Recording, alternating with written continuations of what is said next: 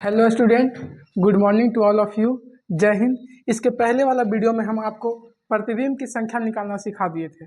प्रतिबिंब की संख्या निकालने के लिए इसके पहले वाला वीडियो में सिखा दिए थे, जहाँ पे बताए थे कि n बराबर 360 बटा थीटा होता है। n बराबर 360 बटा थीटा। अगर n का मान सम संख्या आता था तो एक घटाकर बताते थे। n का मान अगर विषम संख्या आता था तो प्रतिबिंब की संख्या वही होता था।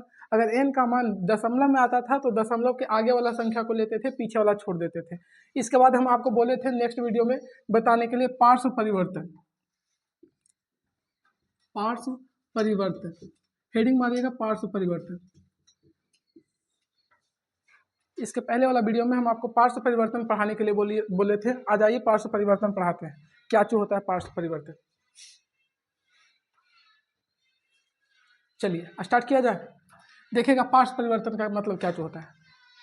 देखिए पार्श्व परिवर्तन, इसमें दायां भाग बायां दिखता है और बायां भाग क्या चीज दिखता है, दायां। इसमें जो दायां भाग होता है, अगर फोटो आप लोग समतल अथी दर्पण में फोटो देखते हैं, ऐनक में फोटो देखते हैं, तो जो आप ऐनक में देख रहे हैं, जैसे मान के चले हम इस तरह ऐनक में देख रहे हैं, तो उधर से फेस इस तरह होगा, तो जो मेरा दहना कान होगा उसमें क्या चीज दिखेगा, बामा, और जो बायां होगा उसमें क्या चीज दिखेगा, दाहिना। क्या चीज दिखेगा, दाहिना। तो पार्श्व परिवर्तन का मतलब होता है कि इसमें दायां भाग बायां दिखता है और बायां भाग क्या चीज दिखता है, दायां दिखता है। तो पार्श्व परिवर्तन का परिभाषा होता है कि इसमें दाहिना भाग दाहिना पार्ट बामा दिखता है और बायां भाग क्या चीज दिखता है, दाहिना। अब यहाँ पर ध्यान दीजिएगा, कुछ अक्षर ऐसे होते हैं, कुछ अक्षर ऐसे होते हैं जिनका पार्श्व परिवर्तन होता है।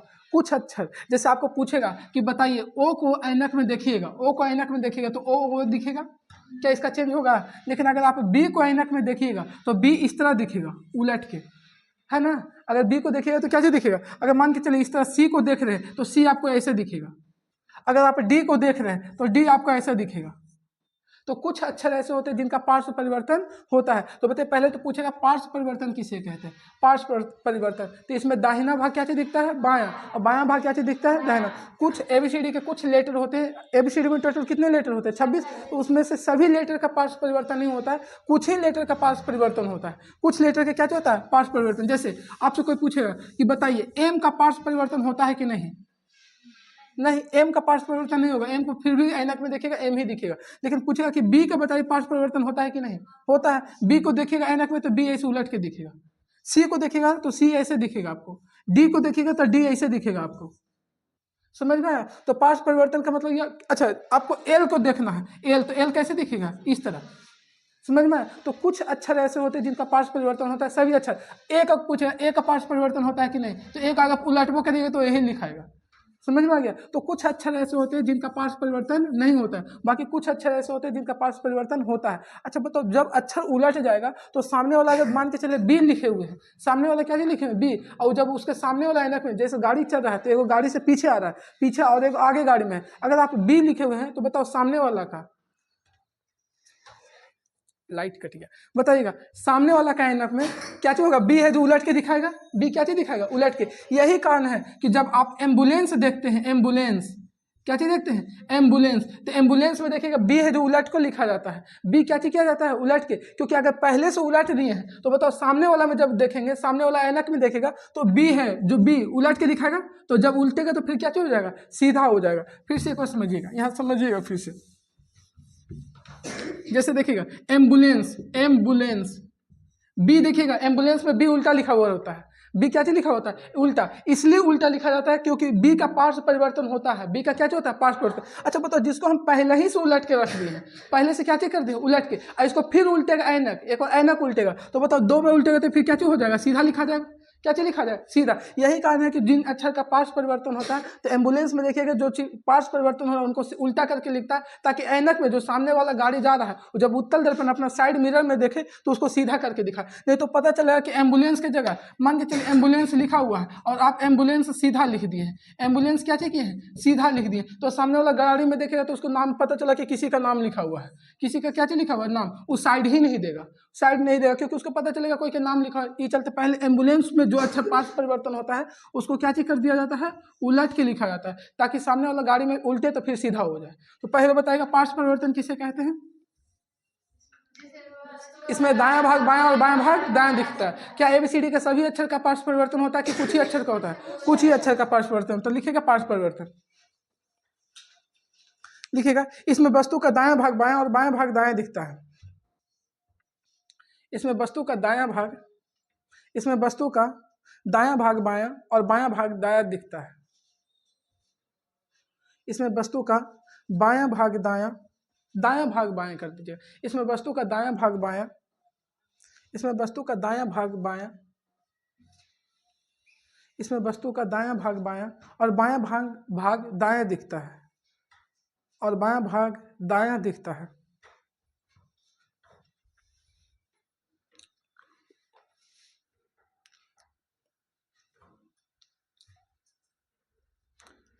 हो गया यहाँ तक।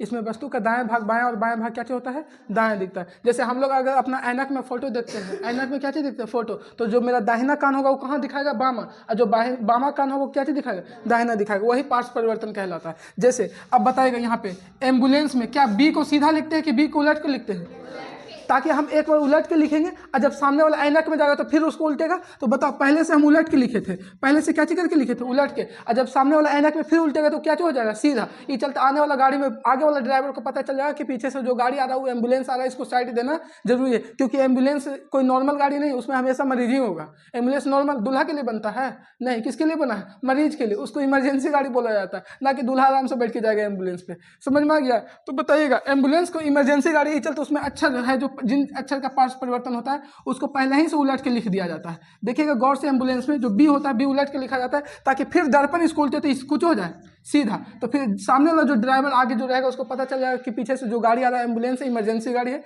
इसको साइड देना चाहिए। ठीक है, अब यहाँ पे नहीं तो पता चलेगा ड्राइवर, जो आगे वाला ड्राइवर उसको पता चलेगा कोई दूल्हा गाड़ी आ रहा है, नाम कोई वैसे लगेगा, एम्बुलेंस की जगह उसको लगेगा कोई नाम हो, साइड ही नहीं देगा, क्या कहेगा जाए दो इसको। समझ में आ गया। तो लिखिएगा जल्दी एम्बुलेंस, नेक्स्ट पॉइंट में लिखिएगा एम्बुलेंस। एम्बुलेंस का मीनिंग लिख देते हैं, AMBU, हम पहले ही लिख देते BULLANCE,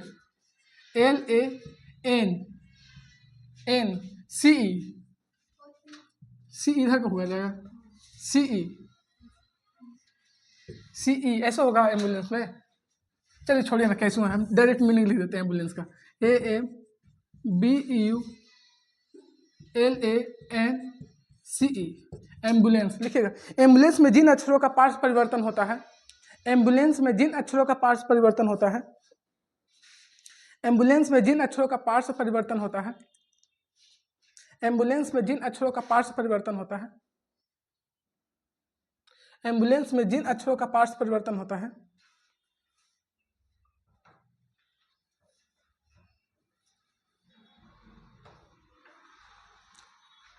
एम्बुलेंस में जिन अक्षरों का पार्श्व परिवर्तन होता है, पार्श्व परिवर्तन होता है, उसके पार्श्व परिवर्तन होता है, उसको पहले से ही उलट कर लिख दिया जाता है, उसको पहले से ही उलट कर लिख दिया जाता है, उसको पहले से ही उलट कर लिख दिया जाता है,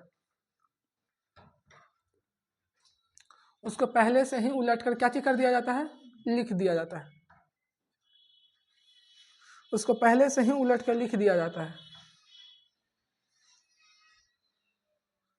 जिससे सामने वाला प्रतिबिंब में, जिससे सामने वाला मिरर में, जिससे सामने वाला मिरर में सही प्रतिबिंब बने, जिससे सामने वाला मिरर में सही प्रतिबिंब बने, जिससे सामने वाला मिरर में सही प्रतिबिंब बने, जिससे सामने वाला मिरर में क्या चीज बने, सही प्रतिबिंब बने।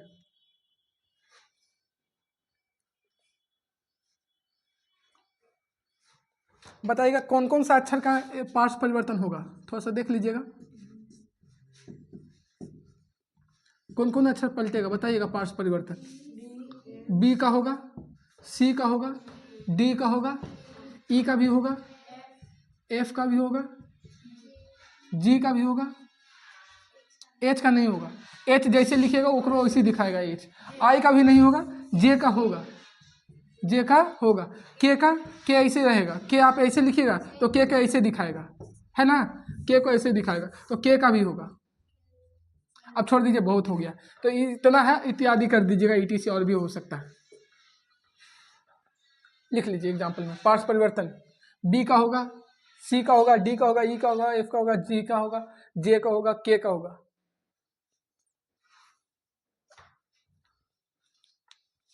तो बताइएगा पार्श्व परिवर्तन किसे कहते हैं? इसमें दायां भाग बायां और बायां भाग क्या चीज़ दिखता है? दायां। एम्बुलेंस में यही कारण होता है कि जिन अक्षर का पार्श्व परिवर्तन होता है उसको पहले ही उलट के लिख दिया जाता है कि फिर से जब मिरर उल्टे तो सीधा दिखे।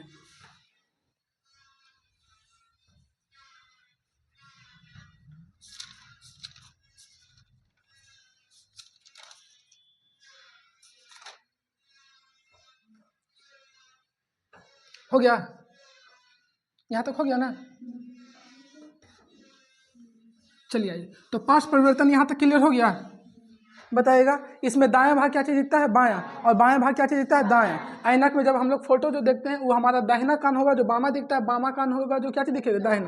क्यों होता है? पार्श्व परिवर्तन के कारण। किसके कारण? पार्श्व परिवर्तन। इस समतल दर्पण में ऐसा गुण पाया जाता है कि दाहिना बामा दिखाएगा, बामा दाहिना दिखाएगा। इस दर्पण का ये गुण है। अब बताइए यहाँ पे ध्यान दीजिए, जिन अक्षरों का पार्श्व परिवर्तन होता है तो एम्बुलेंस में पहले ही क्या चीज़ कर दिया जाता है? उनको उलट कर लिखा जाता है कि फिर दर्पण में जब उल्टे तो सीधा हो जाए। जब एक बार उलट के पहले लिख दिए और जब दर्पण उल्टेगा तो वह चीज़ क्या हो जाएगा? सीधा, ताकि सामने वाला ड्राइवर को पता चल जाएगा कि जो आने वाला गाड़ी है इमरजेंसी गाड़ी है, इसको साइड देना चाहिए। आगे आइएगा, इसके बाद पढ़ना आपको जा करके समतल दर्पण का उपयोग। समतल दर्पण का उपयोग, हेडिंग मारिएगा,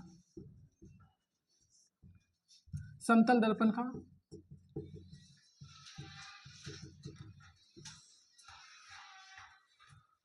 बताइएगा समतल दर्पण का उपयोग कहाँ कहाँ होता है?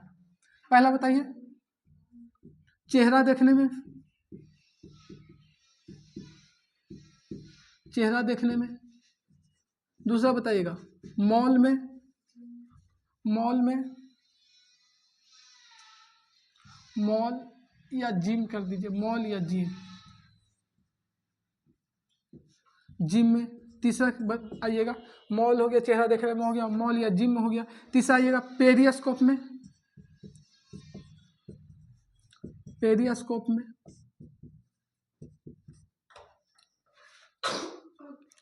पेरियोस्कोप में।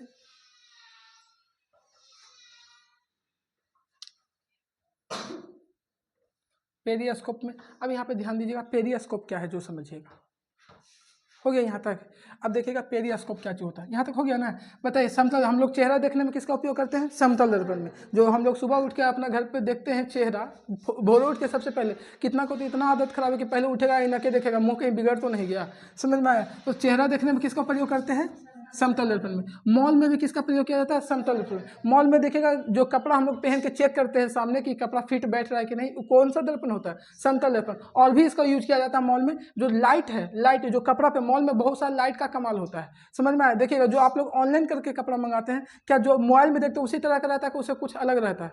कुछ अलग रहता है। क्यों? वहाँ पे जो लाइट है सब लाइट का इफेक्ट है। चैप्टर ही पढ़ रहे हैं लाइट। अब उसमें देखिएगा जो मॉल में कपड़ा पे जो लाइट मारा जाता है वो डायरेक्ट लाइट नहीं मारा जाता है, वो लाइट पहले एक मिरर पे मारा जाता है, मिरर से टकराने के बाद परावर्तन होने के बाद कपड़ा पे मारा जाता है। मिरर से टकराने के बाद किस पे मारा जाता है? कपड़ा पे, ताकि कपड़ा और भयानक चमकदार लोग। समझ में आ गया ना? ये चलते मॉल में प्रयोग किया जाता है। और फिर किस में प्रयोग किया जाता है? जिम में। क्यों? जिम में हम बताए थे कि जब कोई वस्तु भी वेग से आता है तो दर्पण उसको कुछ से दिखाता है, टू भी। जब दर्पण आप मान के चलिए सामने समतल दर्पण लगा हुआ है, जिम में दौड़िएगा, हल्का हल्का रनिंग कीजिएगा, तो आप 10 के स्पीड से दौड़ रहे हैं तो दर्पण कितना में दिखाएगा? 20। आपको हौसला बढ़ेगा। ये चलते जिम में प्रयोग किया जाता है। उसके बाद एक लास्ट लिखा है पेरियोस्कोप। पेरियोस्कोप क्या होता है? ये पनडुब्बी में लगाया जाता है। पनडुब्बी, पनडुब्बी पहले समझिएगा किसे कहते हैं? पनडुब्बी जो पानी में डूब कर चलता है उसे क्या चीज कहते हैं? पनडुब्बी। पानी के अंदर चलता है डूब करके, उसे क्या चीज कहते हैं? पनडुब्बी। अच्छा, जब पानी के अंदर डूब के चल रहा है, पनडुब्बी है जो पानी के अंदर डूब के चल रहा है, तो बताओ ऊपर का चीज उसे दिखाई देगा?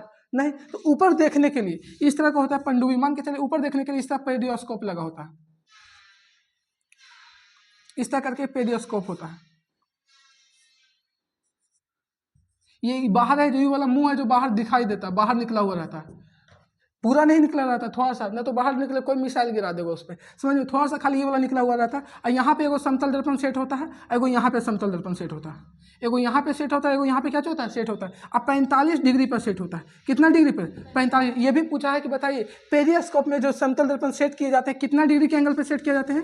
45 डिग्री पर। अब जो देखिएगा कोई वहाँ ऊपर में ही है, बाहर निकला हुआ रहता है, तो बाहर देखता, मान के चलिए यहाँ पे कोई ब्रिज है, ब्रिज है या कोई भी इस तरह का है, तो यहाँ से दिखेगा, यहाँ पे प्रतिबिंब बनेगा, यहाँ से टकराने के बाद इस दर्पण में बनेगा, और हम लोग यहाँ से आंख लगा के देख रहे हैं। आंख लगा के नीचे से देख रहे हैं कि आगे क्या चीज़ है, तो बस यहाँ पे क्लियर हम लोग को पता चल जाता है कि आगे पेड़ आने वाला है, थोड़ा सा रास्ता काट ले। तो बताइए पेरियोस्कोप में किस दर्पण का प्रयोग किया जाता है? समतल दर्पण का। और पेरियोस्कोप में जो समतल दर्पण का प्रयोग किया जाता है तो उसमें बताइए कितना डिग्री के एंगल पर सेट किया जाता है और कितने दर्पण सेट किए जाते हैं? 2, एक यहाँ पे सेट होता है, एक यहाँ पे। तो क्वेश्चन बड़ी बार पूछा कि पेरियोस्कोप में किस दर्पण का प्रयोग किया जाता है, तो समतल दर्पण का। और कितने डिग्री के एंगल पे सेट किया जाता है? 45 डिग्री के एंगल।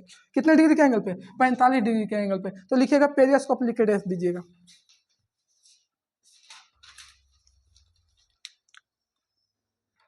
पेरियोस्कोप लिख के रेस दीजिएगा।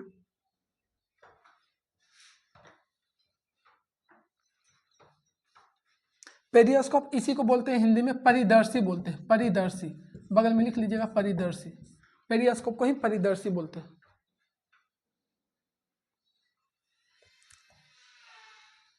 तो बताइएगा पेरियोस्कोप में किस दर्पण का प्रयोग किया जाता है? उसमें जो दर्पण, कितने दर्पण सेट किए जाते हैं? 2। कितने दर्पण? 2। यहाँ पे इमेज बनेगा, ये टकराने के बाद यहाँ पे आता है, यहाँ पे फिर हम लोग को पता चल जाता है कि सामने क्या चीज़ है, पेड़ है या क्या चीज़ है, कोई आ रहा है या नहीं आ रहा है, इससे पता चल जाता है, फिर अपना रास्ता काट के निकल जाइए। तो बताइएगा पेरियोस्कोप में किस दर्पण का प्रयोग किया जाता है? समतल दर्पण। अच्छा, ये टकराने के बाद आया तो परावर्तन के नियम पर आधारित है। किस नियम पर आधारित है? क्योंकि टकरा कर जब आ रहा है तो परावर्तन, टकरा कर आ रहा है तो क्या हो जाएगा? परावर्तन। और घूस के पार हो जाएगा तो अपवर्तन। तो यहाँ पे टकराने के बाद यहाँ पे फोटो बनता है, तो परावर्तन पर आधारित है। तो लिखेगा यह परावर्तन पर आधारित है, यह परावर्तन पर आधारित है, यह परावर्तन पर आधारित है, यह परावर्तन पर आधारित है, यह परावर्तन पर आधारित है। इसमें 45 डिग्री के कोण पर, इसमें 45 डिग्री के कोण पर, इसमें 45 डिग्री के कोण पर 2 समतल दर्पण लगे होते हैं। इसमें 45 डिग्री के कोण पर 2 समतल दर्पण लगे होते हैं। इसमें 45 डिग्री के कोण पर कितने समतल दर्पण? 2 समतल दर्पण लगे होते हैं। अगला पॉइंट में लिखिएगा। पहला लिखा है कि यह परावर्तन पर आधारित है, दूसरा लिखा है कि इसमें 45 डिग्री के कोण पर कितने समतल दर्पण लगे होते हैं? 2 समतल। लिखिएगा अगला पॉइंट में, अगला पॉइंट में लिखिएगा पनडुब्बी में पेरियोस्कोप का प्रयोग किया जाता है। पनडुब्बी में पेरियोस्कोप का प्रयोग किया जाता है। पनडुब्बी में पेरियोस्कोप का प्रयोग किया जाता है।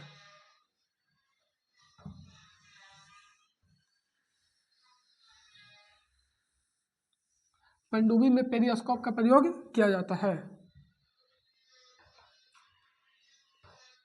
पनडुब्बी में क्या चीज का प्रयोग किया जाता है? पेरियोस्कोप का प्रयोग किया जाता है। अब आइएगा, देखिए आज हम पहला टॉपिक जो पढ़ाएं आपको पार्श्व परिवर्तन पढ़ाएं। पार्श्व परिवर्तन में हम आपको बताएं कि इसमें दायां भाग क्या चीज दिखता है? बायां, और बायां भाग दायां दिखता है। बताएगा जिन अक्षर का पार्श्व परिवर्तन होता है उसको एम्बुलेंस में पहले ही क्या चीज करता है? पलट के लिख दिया जाता है, ताकि फिर से दर्पण पलटे तो क्या चीज हो जाए? सीधा हो जाए। ये चलते एम्बुलेंस में, क्योंकि एम्बुलेंस एक इमरजेंसी गाड़ी है, उस नॉर्मल गाड़ी नहीं है, उसको हमेशा साइड चाहिए। आइएगा इसके बाद पढ़ाएं हम आपको जाकर के समतल दर्पण का उपयोग। समतल दर्पण का उपयोग कहाँ होता है? चेहरा देखने में। दूसरा बताएं जिम या मॉल में। जिम मॉल में क्यों होता है? क्योंकि लाइट डायरेक्ट कपड़ा पे मारेगा तो उतना चमकदार नहीं लोकेगा, लेकिन जब वह दर्पण से टकराने के बाद कपड़ा पड़ेगा तो क्या होगा? ज़्यादा चमकदार होगा। और हम लोग जो मॉल में कपड़ा पहनकर चेक करते हैं कि सेट हो रहा है कि नहीं, कपड़ा फिट हो रहा है या नहीं, तो वो भी कौन सा दर्पण में चेक करते हैं? समतल दर्पण में। जिम में भी समतल दर्पण का ही प्रयोग किया जाता है। फिर उसके बाद हम लोग जो समतल दर्पण का प्रयोग करते हैं और कहाँ करते हैं? पेरियोस्कोप में। पेरियोस्कोप में क्या होता है कि पेरियोस्कोप ये पानी में, पनडुब्बी में लगा होता है। इसमें 45 डिग्री के एंगल पे कितने दर्पण लगे होते हैं? 2 समतल दर्पण लगे होते हैं। 45 डिग्री के कोण पे कितने समतल दर्पण? 2। इसके बाद पढ़ना है आपको जाकर के विचलन कोण। विचलन कोण, विचलन कोण, हेडिंग मारिएगा विचलन कोण।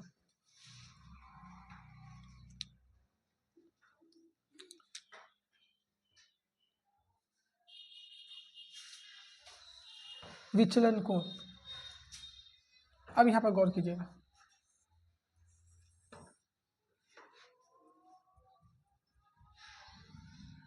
ये बताइए कौन सा सतह है? कलाई की गई सतह। चलिए ये कौन सा किरण है? फिर बोल रहे हैं आपतित किरण।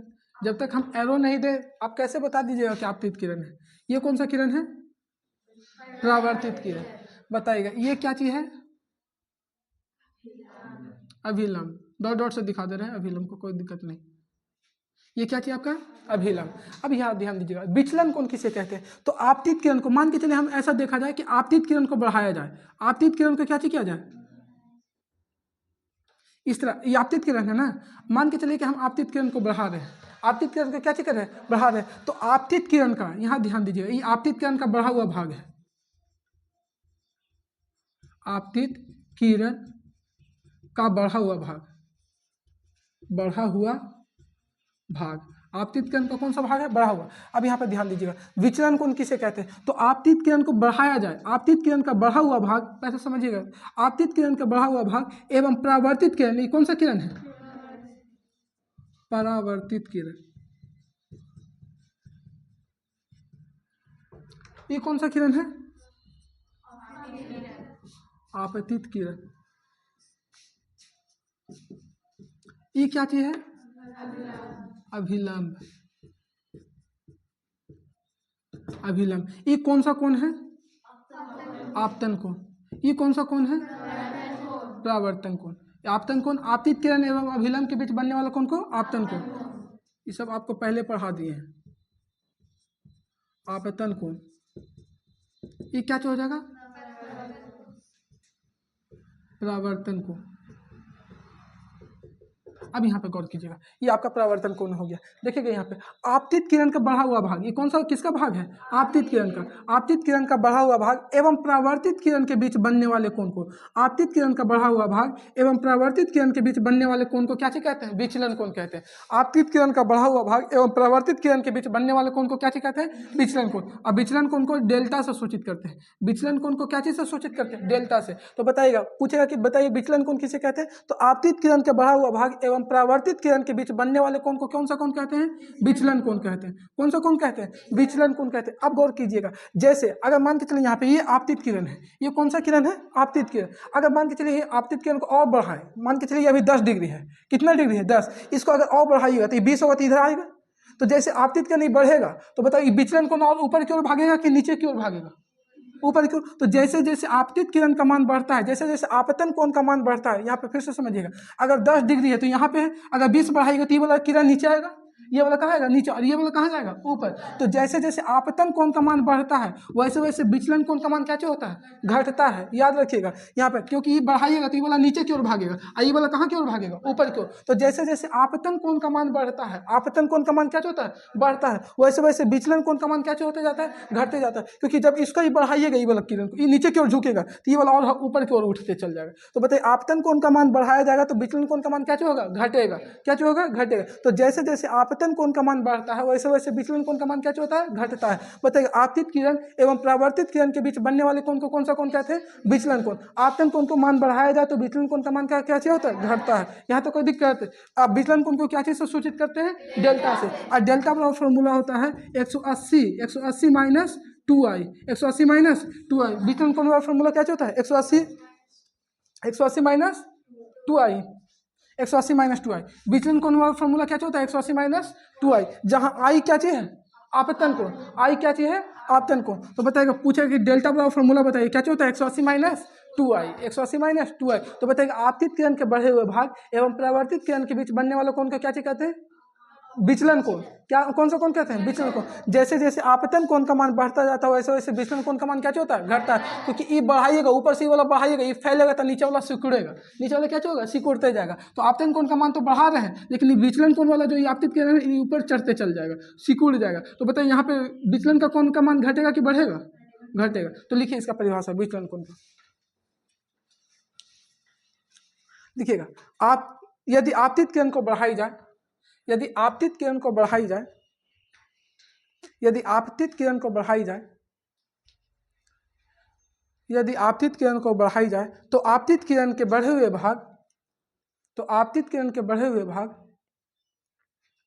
तो आपतित किरण के बढ़े हुए भाग एवं परावर्तित किरण के बीच, एवं परावर्तित किरण के बीच, यदि आपतित किरण को बढ़ाई जाए तो आपतित किरण के बढ़े हुए भाग एवं परावर्तित किरण के बीच, परावर्तित किरण के बीच बनने वाले कोण को, बनने वाले कोण को विचलन कोण कहते हैं। बनने वाले कोण को विचलन कोण कहते हैं।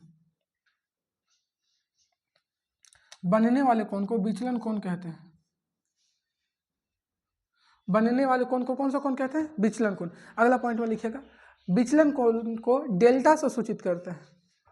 विचलन कोण को डेल्टा से सूचित करते हैं। हाँ डेल्टा, देखिए ये लिख रहे हैं डेल्टा, विचलन कोण को डेल्टा से सूचित करते हैं। विचलन कोण को डेल्टा से सूचित करते हैं। बताइएगा, आपतन कोण का मान बढ़ेगा तो विचलन कोण का मान क्या होगा? घटेगा, क्योंकि ऊपर वाला फैलेगा तो नीचे होगा जो आपका चिपकता जाएगा, मतलब सिकुड़ेगा। लिखिएगा, आपतन कोण का मान जब जैसे वैसे वैसे जैसे जैसे कर दीजिए, जैसे जैसे आपतन कोण का मान बढ़ता है, अगला पॉइंट में, जैसे जैसे आपतन कोण का मान बढ़ता है, जैसे जैसे आपतन कोण का मान बढ़ता है, जैसे जैसे आपतन कोण का मान बढ़ता है, वैसे वैसे विचलन कोण का मान घटता जाता है। वैसे वैसे विचलन कोण का मान घटता जाता है। जैसे जैसे आपतन कोण का मान बढ़ता है, जैसे जैसे आपतन कोण का मान बढ़ता है, वैसे वैसे विचलन कोण का मान घटता जाता है।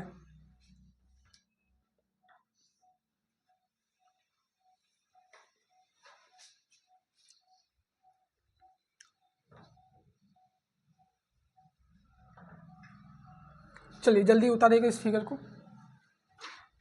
अभी इसको मत उतारिएगा, इसको हम सिद्ध करेंगे कि कैसे 180 बराबर 2 आई आ रहा है।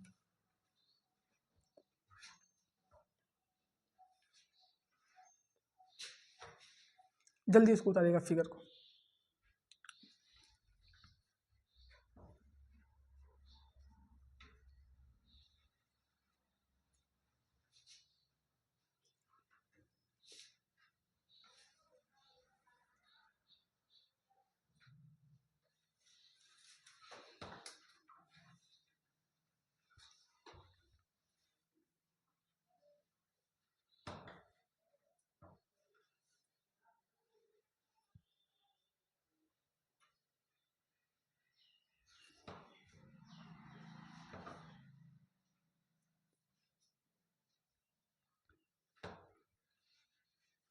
हो गया, जल्दी कीजिएगा।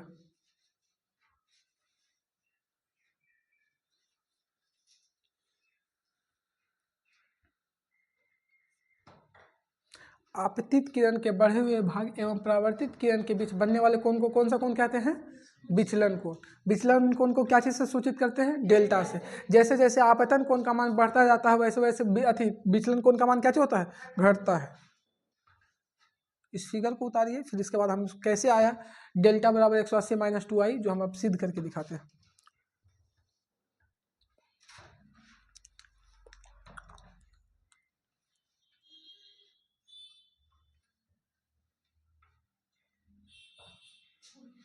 हो गया, चलिए आइए अब यहाँ पे गौर कीजिएगा, हम सिद्ध कर रहे हैं। यहाँ पे देखिएगा,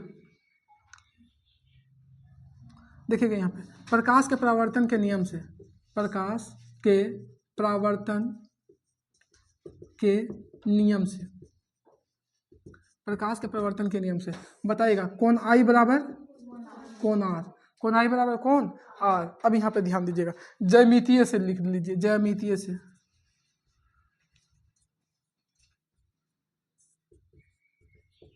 अच्छा बताइए, एक सीधी सरल रेखा पे गौर कीजिएगा, एक सीधी सरल रेखा पे कितना डिग्री का कोण बनता है? 180 डिग्री। ये देखिए तो एक सीधी सरल रेखा है, जब इसको बढ़ाएं तो कौन सा रेखा हो जाएगा? सीधी। तो ये पूरा बताओ कितना डिग्री का कोण बनेगा? ये पूरा 180 डिग्री का। कितना डिग्री का? 180 डिग्री का। तो लिखेंगे कि कोण आई, कोण आई, कोण आई प्लस कोण आर और प्लस कुछ डेल्टा बराबर कितना डिग्री? कितना डिग्री हो जाएगा? 180 डिग्री। अच्छा, हम प्रकाश के प्रवर्तन के नियम से बोल सकते हैं कि कोण आर बराबर क्या चीज लिख सकते हैं? कोण आई। ये हो जाएगा आई और प्लस इसके जगह भी आई लिख सकते हैं, प्लस डेल्टा बराबर कितना हो जाएगा? 180 हो जाएगा ना। तो बताइए यहाँ आई आई कितना आई हो जाएगा? 2i बराबर 2i प्लस डेल्टा बराबर कितना हो जाएगा? 180। तो बताओ हमको सिर्फ डेल्टा चाहिए ना, क्योंकि विचलन कोण को क्या चीज से सूचित करते हैं? डेल्टा से। तो डेल्टा को इधर ही छोड़ देंगे तो ये 2i प्लस में तो उधर जाएगा तो कुछ में हो जाएगा माइनस में। तो डेल्टा बराबर हो जाएगा 180 माइनस 2i, 180 माइनस 2i, ये हो गया आपका सिद्ध। डेल्टा बराबर 180 माइनस 2i। जल्दी उसके नीचे उतारिएगा।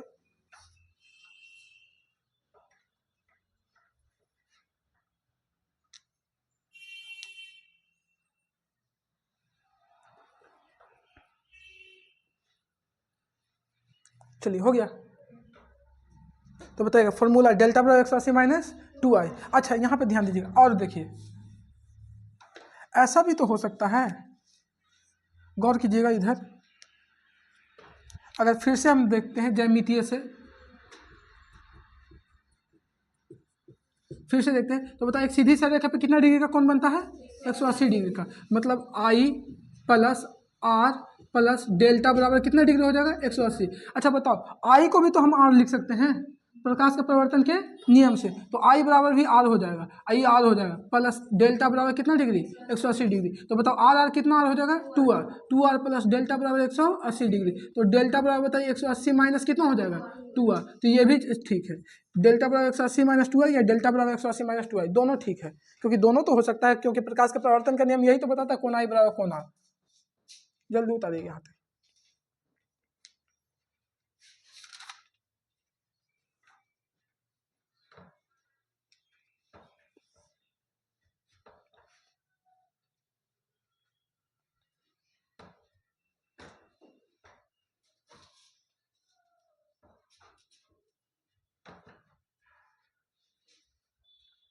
हो गया यहाँ तक? चलिए मिटाएंगे इसको। अब इस पे थोड़ा सा क्वेश्चन हम न्यूमेरिकल करवाते हैं, थोड़ा सा देखिएगा।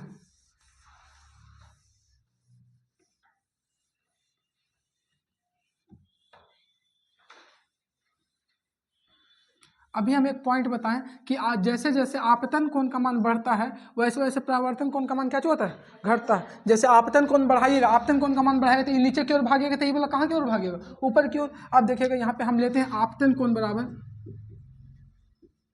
आपतन कोण। आपतन कोण को क्या चीज से सूचित करते हैं? आई से। आपतन कोण बराबर एक जगह हम 40 ले लेते हैं और एक और आपतन कोण बराबर आपतन कोण बराबर एक जगह 50 लेते हैं। देखिएगा आपतन कोण एक जगह 40 लिए, एक जगह कुछ लिए 50। तो बताओ आप दिमाग लगा के बताना, विचलन कोण का मान कहाँ पे ज्यादा आएगा? यहाँ पे ज्यादा आएगा कि यहाँ पे ज्यादा आएगा? 40 पे। क्योंकि अभी पता है कि जैसे जैसे आपतन कोण का मान बढ़ता है वैसे वैसे विचलन कोण का मान क्या होता है? घटता है। तो यहाँ पे देखिए 40 था तो इसमें कम आएगा, ये 50 है तो इसमें क्या हो जाएगा? कम हो जाएगा। इसमें तो बहुत ज्यादा कम हो जाएगा, क्योंकि आपतन कोण का मान क्या है? ज्यादा है। अब यहाँ पे ध्यान, अभी पता चल जाएगा, बताएगा क्या चीज निकालना? विचलन कोण ना। तो विचलन कोण, कोण, विचलन कोण को क्या चीज से सूचित करते हैं? डेल्टा से। वाट? तो डेल्टा बराबर फॉर्मूला बताइए 180 माइनस 2i। तो डेल्टा बराबर 180 माइनस 2 और आई का मान कितना डिग्री है? 40 डिग्री। तो बताओ डेल्टा बराबर 180 और माइनस 40 दूनी 80। तो बताओ डेल्टा बराबर कितना हो जाएगा? 100। यहाँ पे 100 डिग्री हो जाएगा। इसमें आइएगा विचलन कोण बराबर वाट।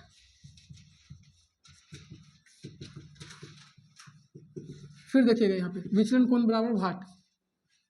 फिर देखिएगा यहाँ पे डेल्टा बराबर कितना होता है? 180 माइनस 2i।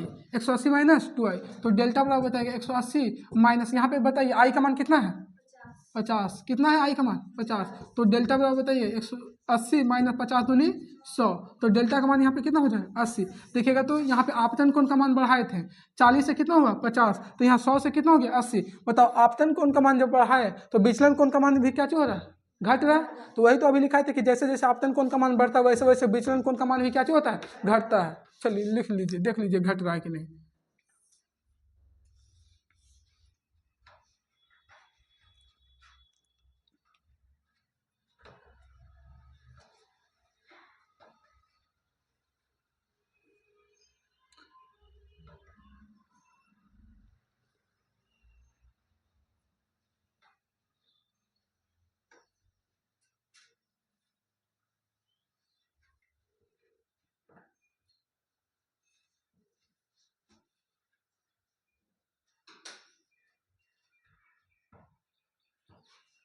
चलिए हो गया यहाँ तक।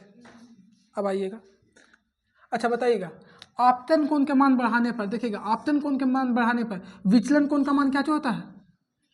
घटता है। तो अगला पॉइंट में लिखिएगा आपतन कोण का मान बढ़ाने पर, आपतन कोण का मान बढ़ाने पर विचलन कोण का मान घटता है। आपतन कोण का मान बढ़ाने पर, देखिए आपतन कोण पहले 40 था तो 50 हुआ, तो यहाँ पे विचलन कोण देखिए 40 वाला में 100 आया है और 50 वाला में कितना आया है? 80। तो देखिएगा यहाँ पे आपतन कोण का मान बढ़ाए तो विचलन कोण का मान घट रहा है, तो वही लिखा है आपतन कोण का मान बढ़ाने पर विचलन कोण का मान घटता है। आपतन कोण का मान बढ़ाने पर विचलन कोण का मान घटता है। आपतन कोण का मान बढ़ाने पर विचलन कोण का मान क्या होता है, घटता है। अब इसके बाद आपको पढ़ना है जाकर के गोलीय दर्पण। कौन सा दर्पण, गोलीय दर्पण। इसके बाद आपका स्फेरिकल मिरर, गोलीय दर्पण।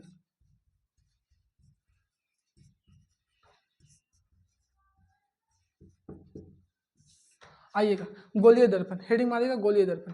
गोलीय दर्पण को बोलते हैं स्फेरिकल मिरर। क्या चीज बोलते हैं, spherical mirror, SPHERICAL, spherical mirror. आइए देखिएगा, गोलीय दर्पण आपका दो प्रकार का होता है। गोलीय दर्पण कितने प्रकार का, अब यहाँ पे ध्यान दीजिएगा, थोड़ा सा समझिएगा, हम यहीं पे आपको समझा देते हैं।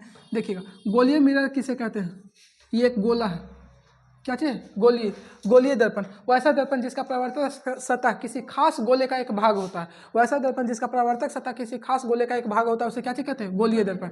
अब यहाँ पे ध्यान दीजिएगा, आपके गोलीय दर्पण है। देखिए हमेशा कलाई दाहिना साइड किया जाता है, जिधर आपका दाहिना हाथ है हमेशा उधर ही कलाई किया जाता है। मान के चलिए इधर कलाई कर रहे हैं, कलाई हमेशा किधर साइड किया जाता है, दाहिना साइड।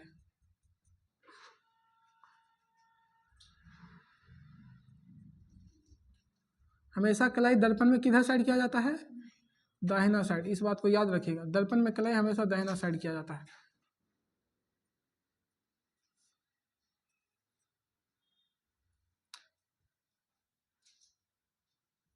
चलिए यहाँ पे देखिएगा,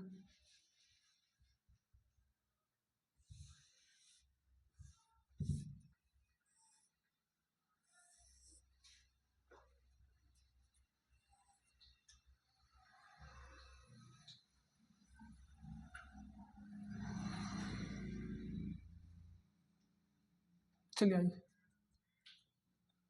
आप लोग इसको बढ़िया से बनाइएगा, कलाई करते रहिएगा आप लोग। बताइए, तो दर्पण में हमेशा कलाई किधर साइड किया जाता है, दाहिना साइड। अब यही देखिए कौन सा दर्पण है, अभी तो पूरा गोला है, तो इसको कौन सा दर्पण बोलेंगे, गोलीय दर्पण। अच्छा, इस दर्पण को अगर हम बीच से काट दिया जाए, इस दर्पण को बीच से क्या चीज कर दिया जाए, काट दिया जाए, तो ये तो देखिए ये कौन सा सतह है, कलाई की गई सतह।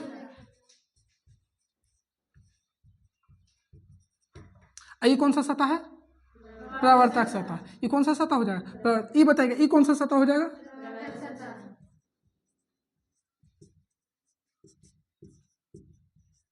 ये हो जाएगा परावर्तक सतह।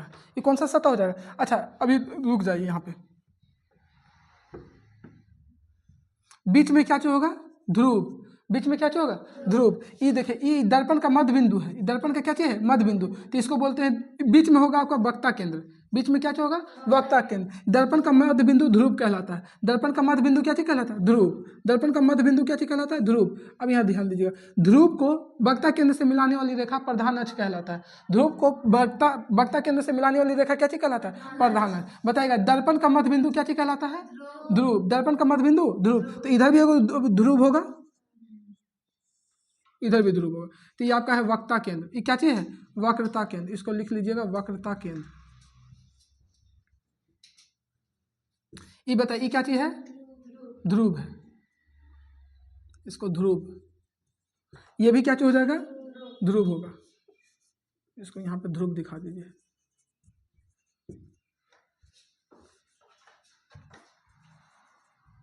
ध्रुव हो जाएगा, इधर भी ध्रुव हो जाएगा। बताएगा अगर यहाँ पे, अगर हम यहाँ से देखिएगा, ये आपका हो जाएगा वक्ता केंद्र। अगर हम यहाँ से इधर ले लें, कहीं भी ले लें, तो ये हो जाएगा वक्रता त्रिज्या। ये कौन सा त्रिज्या हो जाएगा, वक्रता त्रिज्या।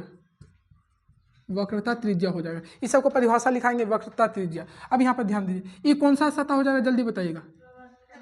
ये हो जाएगा आपका परावर्तक सतह।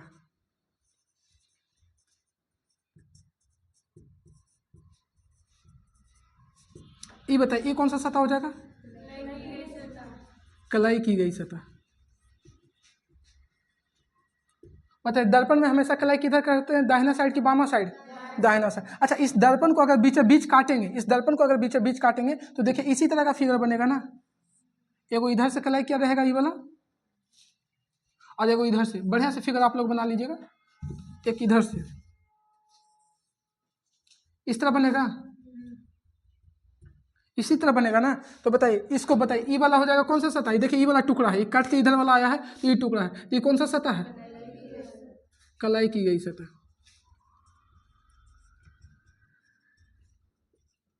ये बताइए ये कौन सा सतह है? परावर्तक सतह।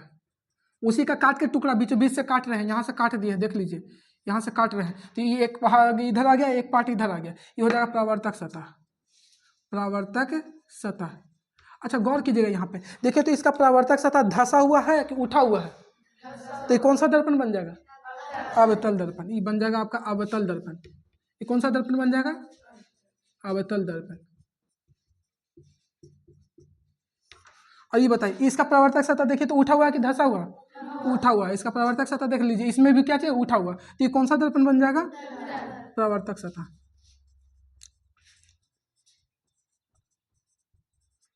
ये हो जाएगा उत्तल दर्पण। कौन सा दर्पण? ये बताइए कौन सा दर्पण है? अच्छा ये देखिए इधर क्या चाहिए? कलाई की गई सतह। कलाई की गई सतह। कलाई की गई सतह। तो फिर से एक बार गौर कीजिएगा, यहाँ पे समझिएगा। देखिए गोलीय दर्पण पहले पूछा है कि गोलीय दर्पण किसे कहते हैं, तो गोलीय दर्पण किसी खास गोले का एक भाग होता है। गोलीय दर्पण किसी खास गोले का है एक भाग होता है। अब यहाँ पे गोलीय दर्पण को दो भाग में बांटते हैं। एक होता है आपका कौन सा दर्पण? अवतल दर्पण। और दूसरा का कौन सा दर्पण होता है? उत्तल दर्पण। एक अवतल दर्पण, दूसरा कौन सा दर्पण? उत्तल दर्पण। अब यहाँ पर ध्यान दीजिएगा, तो बताइए दर्पण का मध्य बिंदु क्या कहलाता है? दर्पण का मध्य बिंदु। और गोला का मध्य बिंदु? वक्ता केंद्र। गोलीय दर्पण का मध्य बिंदु क्या कहलाएगा? वक्ता केंद्र। दर्पण का मध्य बिंदु ध्रुव। चाहे इधर से देख लीजिए चाहे इधर से देख लीजिए, तो दर्पण का मध्य बिंदु क्या कहलाएगा? ध्रुव। और गोलीय दर्पण का मध्य बिंदु क्या कहलाएगा? वक्ता केंद्र कहलाएगा। क्या कहलाएगा? वक्ता केंद्र। बताइएगा गोलीय दर्पण कितने प्रकार का होते हैं? दो। एक अवतल दर्पण और दूसरा का बताएगा। जिसका परावर्तक सतह, जिसका परावर्तक सतह धंसा हुआ उसे कौन सा दर्पण? और जिसका परावर्तक सतह उठा हुआ, याद रखने के लिए सिंपल याद रखें, उसे उत्तल उसे उठल, उसे उत्तल उसे उठल। तो जिसका परावर्तक सतह उठा हुआ कुछ होगा? उत्तल दर्पण। तो यहाँ पे पहला लिख लीजिएगा इसमें परावर्तक सतह। बताएगा परावर्तक सतह धंसा हुआ है ना, क्या होगा इसमें? धंसा हुआ। इसमें बताएगा परावर्तक सतह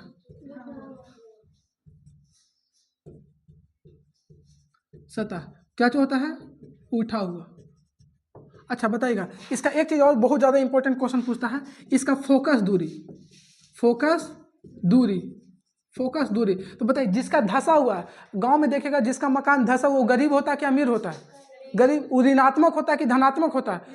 सिंपल सी बात है भैया, धंसा हुआ। याद रखने के लिए बता रहे हैं, ऐसे आगे दूसरा लॉजिक है, सिर्फ याद रखिएगा। जो धंसा हुआ वो गरीब है का मतलब ऋणात्मक है, तो जो धंसा हुआ बताओ उसका फोकस दूरी क्या होता है? ऋणात्मक। जो धंसा हुआ उसका फोकस दूरी क्या होता है? ऋणात्मक। और जो उठा हुआ उसका फोकस दूरी बताइएगा। जिसका गांव में मकान बढ़िया उठा हुआ है तो समझिएगा वो धनात्मक है, और जगह धंसा हुआ वो कुछ होता है? ऋणात्मक। अभी लिखे नहीं, हम आपको समझा रहे हैं, पहले यहाँ ध्यान दीजिएगा। फोकस दूरी क्या होता है? धनात्मक। कि बहुत बार क्वेश्चन पूछ दिया है 10 मार्क कि जिसका अवतल दर्पण का फोकस दूरी क्या होता है? ऋणात्मक। कैसे याद रखेंगे कि धंसा हुआ है, अवतल दर्पण की परावर्तक सतह क्या होता है? धंसा हुआ। तो धंसा हुआ होगा तो ऋणात्मक होगा कि धनात्मक? ये सिर्फ हम आपको याद करने के लिए बता रहे हैं कि जिसका धंसा हुआ है ऋणात्मक, जिसका उठा हुआ है धनात्मक। लेकिन मेन इसका ये लॉजिक नहीं है, वो आगे हम बताएंगे कि क्यों धंसा हुआ है, क्यों उठा हुआ है, जो क्यों ऋणात्मक होता है, क्यों धनात्मक होता है। यहाँ तक हो गया ना। ये प्रकाश को सिकोड़ता है। ये प्रकाश को क्या करता है? प्रकाश को, इस प्रकाश को बताइएगा क्या करेगा? परावर्तक सतह धंसा हुआ, फोकस दूरी ऋणात्मक। इसका अन्य नाम देख लीजिए, अन्य नाम। अन्य नाम, इसका अन्य नाम होता है नतोदर दर्पण। कौन सा दर्पण? नतोदर दर्पण। इसका अन्य नाम बताइएगा उतोदर दर्पण। अन्य नाम क्या होता है? उतोदर दर्पण। उतोदर, उतोदर, उतोदर दर्पण। अन्य नाम क्या होता है? उत्तोदर दर्पण। अन्य नाम क्या होता है? उत्तोदर दर्पण। ये बताइए प्रकाश को क्या करता है? सिकोड़ता है। प्रकाश को क्या करता है? सिकोड़ता है। मतलब एक जगह ऑब्जर्व करता है प्रकाश को। प्रकाश को ये क्या करता है? सिकोड़ता है। सिकोड़ता है। यही प्रकाश को क्या करता है? फैलाता है। ये प्रकाश को क्या करता है? फैलाता है। आप फिर से एक बार देख लीजिएगा थोड़ा सा। गोलीय दर्पण देखिएगा, गोलीय दर्पण कितने प्रकार के? दो प्रकार के। गोलीय दर्पण कितने प्रकार के? दो। जिसका परावर्तक सतह धंसा हुआ हो, जिसका परावर्तक सतह क्या हो? धंसा हुआ, तो अवतल होगा कि उत्तल होगा? और जिसका परावर्तक सतह उठा हुआ हो, उत्तल। बताइए जिसका धंसा हुआ उसका फोकस दूरी ऋणात्मक होगा कि धनात्मक?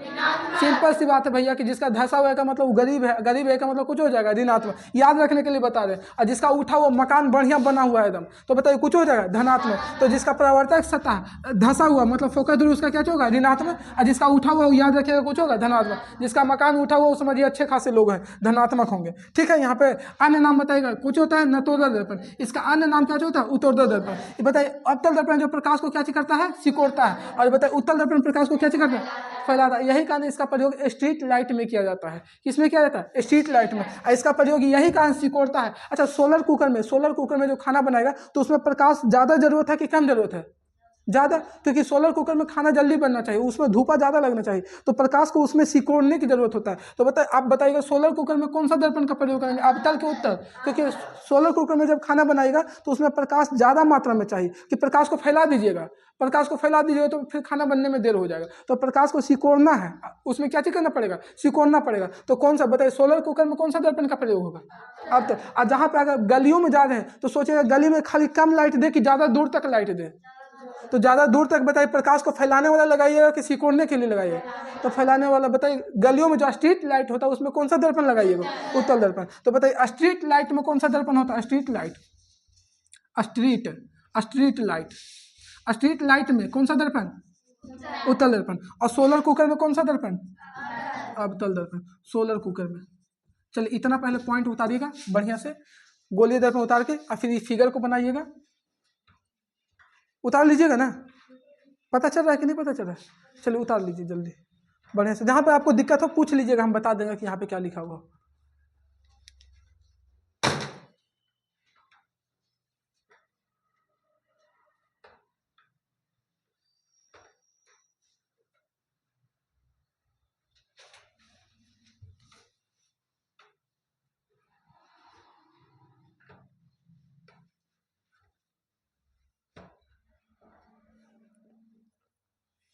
जहाँ पे प्रकाश को फैलाना है वहाँ पे उत्तल लगाएंगे कि अवतल लगाएंगे? और जहाँ पे प्रकाश को सिकोड़ना है वहाँ पे क्या लगाएंगे? अवतल लगाएंगे।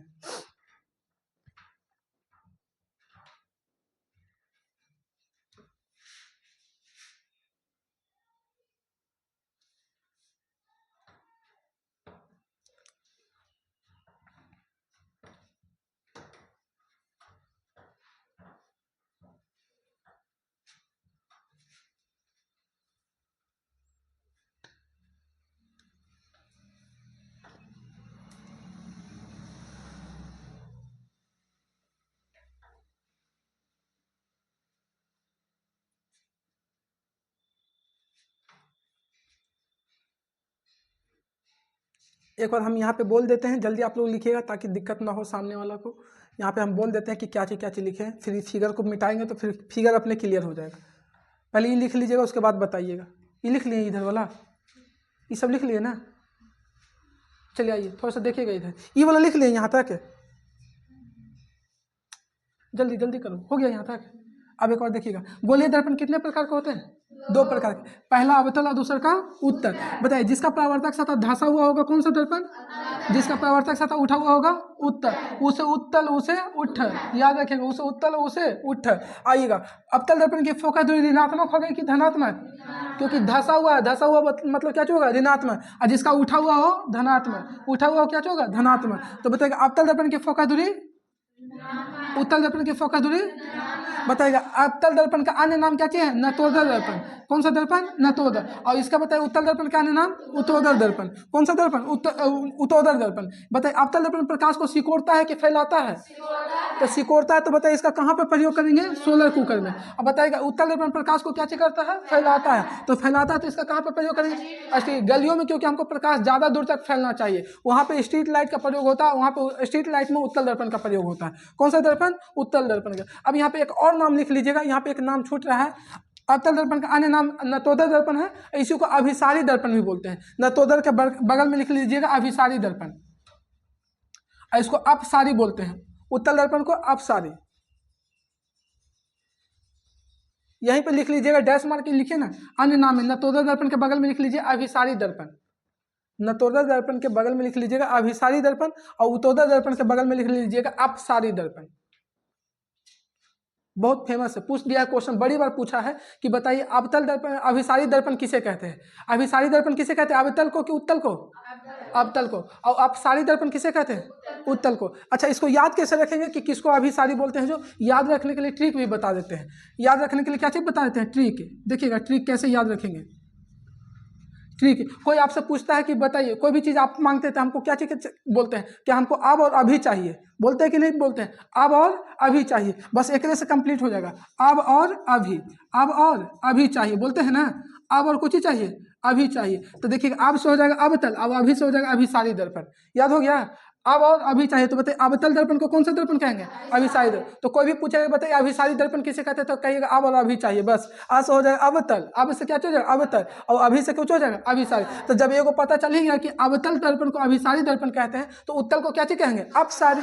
क्या चीज कहेंगे? अपसारी। तो ट्रिक लिख लीजिएगा अब और अभी, अब और अभी, ताकि कभी भुलाइएगा नहीं। ट्रिक में लिख लीजिएगा अब और अभी चाहिए, अब और अभी चाहिए। अब से हो जाएगा अवतल, अभी से हो जाएगा अभिसारी।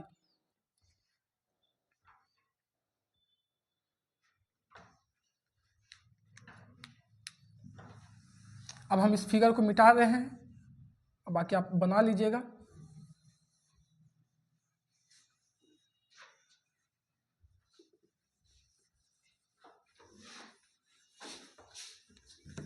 ट्रिक में बताइएगा अब और अभी चाहिए। आप पूछेंगे कि बताइए अभिसारी दर्पण किसे कहते हैं? अवतल को कि उत्तल को? अवतल को। किसको कहते हैं? अवतल को। अब इस फिगर को आप बनाइए।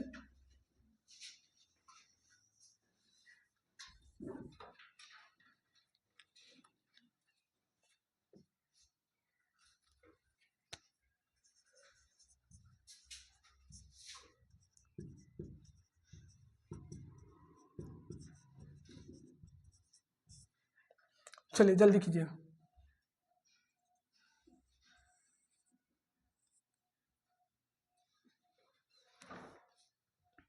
गोलीय दर्पण को ही दो भाग में बांटते हैं, तो एक अवतल बनता है और एक उत्तल बनता है। बताइए हमेशा कलाई दाहिना साइड किया जाता है कि बामा साइड? दाहिना साइड। हमेशा कलाई दाहिना साइड किया जाता है। फिजिक्स का ये नियम है कि दर्पण में हमेशा कलाई आप दाहिना साइड ही कीजिएगा, बामा साइड नहीं।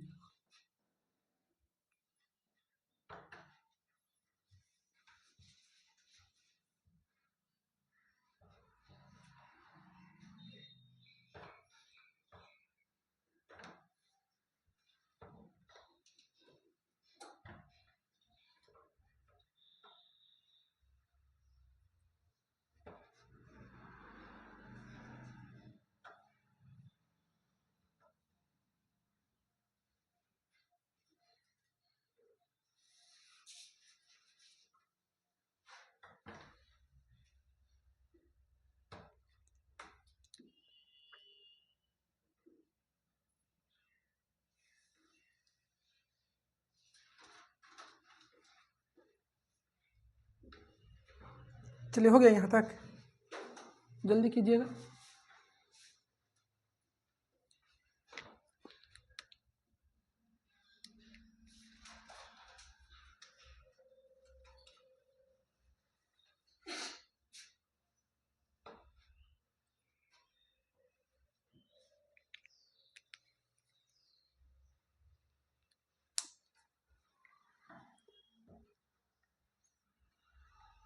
बताइए अभिसारी दर्पण किसे कहते हैं? अवतल दर्पण को। अभिसारी दर्पण किसे कहते हैं? और अपसारी दर्पण किसे कहते हैं? ट्रिक बताइए अब और अभी, अब और अभी चाहिए। कोई पूछेगा कब चाहिए तो बोलिएगा अब और अभी चाहिए, बस। एक तरह से कंप्लीट हो जाएगा। अब से हो जाएगा अवतल, अभी से हो जाएगा अभिसारी।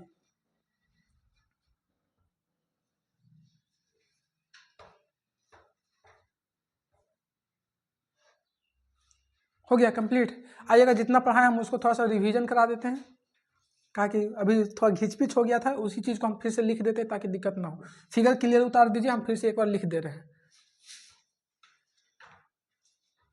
उतार लिया ना? अब आएगा इसी चीज़ को हम दोबारा कर देते हैं। बस इतना कंप्लीट कर लिया, आपका हो गया क्लियर। ये क्वेश्चन बड़ी बार पूछ दिया है कि बताइए अवतल दर्पण की फोकस दूरी ऋणात्मक होती है कि धनात्मक है? अवतल दर्पण की क्या होती है? ऋणात्मक। उत्तल दर्पण की धनात्मक। उसे उत्तल उसे उठल, और उठल होगा तो धनात्मक, और धसल होगा तो ऋणात्मक, धसल होगा तो ऋणात्मक। अब अवतल के धसल है कि उठल है? धसा हुआ। अब यहाँ पे ध्यान दीजिएगा, समझिएगा इधर। बताइए गोलीय दर्पण कितने प्रकार के? कौन कौन? अवतल दर्पण और दूसरा का कौन सा दर्पण? उत्तल दर्पण। उत्तल दर्पण। अब जल्दी जल्दी आइएगा, बताइएगा अवतल दर्पण, इसका परावर्तक सतह बताइएगा कुछ होता है? परावर्तक सतह धसा हुआ होता है। परावर्तक सतह क्या होता है? धसा हुआ। इसका बताइएगा जब धसा हुआ तो फोकस दूरी बताइए। फोकस दूरी ऋणात्मक। फोकस दूरी क्या होता है? ऋणात्मक। बताइएगा इसका अन्य नाम बताइएगा, अन्य नाम, अन्य नाम बताइएगा, अन्य नाम। नतोदर, नतोदर और अभिसारी, यही ना? नतोदर और अभिसारी दर्पण। अच्छा बताइएगा अन्य नाम। ये प्रकाश को बताइए क्या चीज करता है? प्रकाश को सिकोड़ता है। प्रकाश को क्या चीज करता है? सिकोड़ता है। और जब प्रकाश को सिकोड़ेगा तो इससे क्या चीज में प्रयोग करते हैं? सोलर कुकर में। सोलर कुकर में, क्योंकि हमको कुकर में खाना जल्दी बनना चाहिए। सोलर कुकर में, तो कुकर में खाना जल्दी, अगर प्रकाश को फैला देगा तो उसको सोलर ऊर्जा मिल ही नहीं पाएगा। प्रकाश जब फैल जाएगा, बिखेर जाएगा, तो क्या उसको ऊर्जा मिल पाएगा? नहीं, तो खाना बनने में देर हो जाएगा। तो प्रकाश को सिकोड़ना हमको जरूरी है, इस चलते उसमें अवतल दर्पण का प्रयोग करते हैं। अब इसका बताएगा इसका परावर्तक सतह क्या होता है? परावर्तक सतह उठा हुआ। क्या होगा? उत्तल दर्पण है तो उठा हुआ। बताओ इसका उठा हुआ तो इसका फोकस दूरी, जब फोकस दूरी पूछेगा तब बताइए धनात्मक। फोकस दूरी क्या होता है? धनात्मक होता है। फोकस दूरी क्या होता है? धनात्मक। इसका बताइएगा अन्य नाम बताइएगा। उतोदर, उतोदर और क्या चीज? अपसारी, अपसारी। फिर बताइएगा ये प्रकाश को बताइए क्या चीज करता है? प्रकाश को फैलाता है। प्रकाश को फैलाता है। और जब प्रकाश को फैलाएगा तो बताइए इसे कौन चीज में प्रयोग करते हैं? Street light. स्ट्रीट लाइट जो हम लोग को गलियों में लगा हुआ है, स्ट्रीट लाइट। आए समझ में? अब बताइएगा स्ट्रीट लाइट में, अब यहाँ पे यहाँ तक हो गया ना? एक वो बताइएगा जिसका प्रवर्तक सतह धसा हुआ हो, उठा हुआ हो, तो बताओ जिसका धसा होगा उसका फोकस ऋणात्मक है धनात्मक? उठा होगा। बताइएगा अन्य नाम क्या होगा? नतोदर और अभिसारी। अवतल दर्पण का अन्य नाम नतोदर या अभिसारी, उत्तल दर्पण का अन्य नाम उतोदर या अपसारी। याद रखिएगा। प्रकाश को बताइए अवतल दर्पण प्रकाश को क्या करता है? उत्तल दर्पण प्रकाश को फैलाता है। अब यहाँ पे ध्यान दीजिए, अभी हम बताएं कि ट्रिक याद रखिएगा कि कैसे याद रखना है। तो ट्रिक में बताएं अब और अभी, अब और अभी चाहिए, अब और अभी चाहिए बस। अब से हो जाएगा अवतल दर्पण, अब से अवतल, अब अभी से हो जाएगा अभिसारी दर्पण। तो अवतल दर्पण को कौन सा दर्पण कहते हैं? अभिसारी दर्पण। ये बहुत बार कंफ्यूजन होता है लड़का, हमारा खुद कंफ्यूजन था कि किसको अभिसारी बोलेंगे, किसको अपसारी बोलेंगे। तो इससे हमको याद होता है कि अब मतलब होता है अवतल और अभी का मतलब होता है अभिसारी। क्या होता है? अभिसारी। तो अवतल दर्पण को कौन सा दर्पण कहते हैं? अभिसारी दर्पण कहते हैं। यहाँ तक कोई दिक्कत? यहाँ तक किसी को दिक्कत है तो बताइए जिसका परावर्तक सतह धसा हो, उठा हो, फोकस दूरी ऋणात्मक, धनात्मक, बताएगा अभिसारी, अवतल, अपसारी, अपसारी, उत्तल। प्रकाश को सिकोड़ता है, फैलाता है। अब यहाँ पे ध्यान दीजिएगा, अगर कोई गोलीय दर्पण है, यहाँ ध्यान दीजिएगा, ये गोलीय दर्पण है तो कलाई हमेशा दाहिना साइड किया जाता है कि बामा साइड? कलाई हमेशा किधर करते हैं? दाहिना साइड। ये कलाई कर दिए, ये कलाई कर दिए, ये दाहिना साइड, एक दाहिना साइड ये होगा ना? अब बताइएगा इसको दो भाग में काटेंगे तो देखिए, तो इसका परावर्तक सतह ये वाला देखिए, ये तो कलाई की गई सतह हो गया। ये कौन सा सतह हो गया? ये हो जाएगा कलाई की गई सतह, कलाई की गई सतह। और ये वाला बताइए ये कौन सा सतह हो जाएगा? कलाई की गई सतह। ये बताइए ये कौन सा सतह हो जाएगा? परावर्तक सतह। ये कौन सा सतह हो जाएगा? परावर्तक सतह। तो देखिए इसका ये वाला गौर से देखिएगा, इसका परावर्तक सतह धसा हुआ है कि उठा हुआ? तो मतलब धसा हुआ तो कौन सा दर्पण? मतलब यहाँ से अगर ये दर्पण को काटिएगा तो ये वाला बन जाएगा अवतल दर्पण। कौन सा दर्पण बन जाएगा? ये बताइए इसका परावर्तक सतह देखिए तो क्या चाहिए? अगर ये काटेगा तो इधर वाला कौन सा दर्पण बन जाएगा? उत्तल दर्पण बन जाएगा। कौन सा दर्पण बनेगा? उत्तल दर्पण बनेगा। तो अवतल दर्पण और उत्तल दर्पण है जो किसका भाग होता है? गोलीय दर्पण का। गोलीय दर्पण को ही जब दो भाग में बांटते हैं तो एक अवतल बनता है और एक उत्तल। जिसका परावर्तक सतह धसा हुआ होगा अवतल, जिसका उठा हुआ होगा उत्तल। अवतल दर्पण की फोकस दूरी ऋणात्मक, उत्तल दर्पण की फोकस दूरी धनात्मक। अभिसारी दर्पण अवतल को, अपसारी दर्पण उत्तल को। अभिसारी दर्पण किसको कहते हैं? अवतल। और अपसारी उत्तल। बताएगा सोलर कुकर में अवतल, स्ट्रीट लाइट में उत्तल, फोकस दूरी धनात्मक, ऋणात्मक। चलिए यहाँ तो कोई दिक्कत, आज के लिए यहीं तक, इसके बाद वाला वीडियो में आगे कर डालेंगे, ठीक है।